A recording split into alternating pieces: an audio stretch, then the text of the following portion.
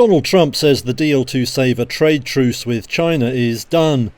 Speaking to reporters on a trip to the theatre, he said the US was rocking on lots more agreements too.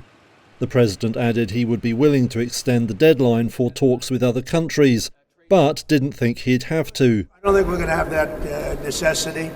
We made a great deal with China. We're very happy with it.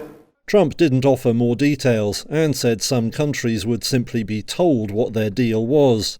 We're dealing with about 15 countries, but as you know, we have about 150 plus, and you can't do that. So we're going to be sending letters out in about a week and a half, 2 weeks.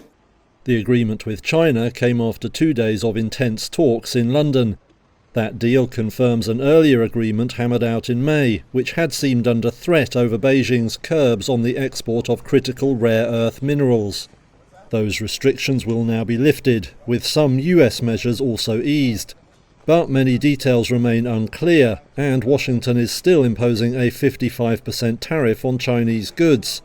Commerce Secretary Howard Lutnick said that rate was fixed and unalterable. Speaking earlier in Congress, Treasury Secretary Scott Bessent said Beijing needed to show it was open to fundamental change. They're in the midst of a real estate downturn. Some may cause a crisis, and they are trying to export their way out of it rather than take domestic measures such as increasing consumption, dealing with banking problems, or dealing with the real estate crisis. Bessent said the London deal did not mean Washington would lift curbs on the export of cutting-edge chips in return for the supply of rare earths. Market reaction to the agreement was muted, with many investors saying they wanted to see more detail.